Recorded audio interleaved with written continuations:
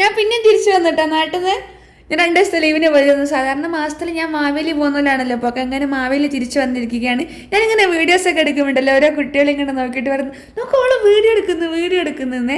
അങ്ങനെ 2, 3, 5, 6 ആൾക്കാരൊക്കെ എന്നെ അറിഞ്ഞു തുടങ്ങി. ഇനി അർച്ചന ആരാന്ന് ചോദിച്ചാലൊക്കെ എല്ലാവരും പറയും.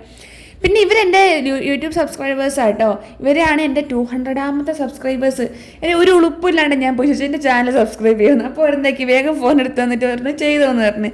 അങ്ങനെ എനിക്ക് 200 ഫാമിലി ആയിട്ട് എൻ്റെ യൂട്യൂബ് ചാനലിൽ ഞാൻ ജസ്റ്റ് 1 മന്ത് ആയിട്ടേ ഉള്ളൂ സ്റ്റാർട്ട് ചെയ്തിട്ട്. പക്ഷേ എനിക്ക് 200 ആയി. അതൊക്കെ ഒരു സംഭവം തന്നെയുള്ള. ജസ്റ്റ് 10 ആൾക്കാരെ ഉണ്ടാക്കാനുള്ള പാടെന്താന്ന് എനിക്ക് മാത്രമേ അറിയില്ല. അങ്ങനത്തെ എനിക്ക് 200 ആയെന്ന് പറയുന്നിട്ടുണ്ടെങ്കിൽ അൺബിലീവബിൾ. പിന്നെ ഞാൻ സ്നേഹാപ്പി കൊണ്ട് എന്താക്കിയെന്ന് പറയാം, താഴെ വന്നിട്ട് കുറച്ച് വീഡിയോസും ഫോട്ടോസും എടുത്തിട്ടോ നല്ല വെളിച്ചം കണ്ടപ്പോൾ എടുത്തതാണ്. അപ്പോൾ കുറച്ച് മുഞ്ചുണ്ടാവുമല്ലോ എന്ന് വിചാരിച്ചിട്ട്.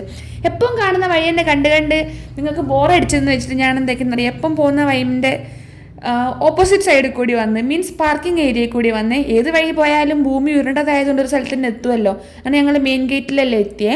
അത് ഞങ്ങൾ പോകുന്ന വഴിക്ക് ഒരു ചേട്ടനുണ്ട് ഞാവൽപ്പഴം വെക്കുന്നു. ആ ഞാവൽപ്പഴം അതെങ്കിലും കുറച്ച് തിന്നാന്ന് വെച്ചിട്ട് എന്താക്കി അതങ്ങ് വാങ്ങി സഞ്ചിയിലാക്കി ഞങ്ങൾ വിട്ടേ. അപ്പം ശരി എന്നാൽ.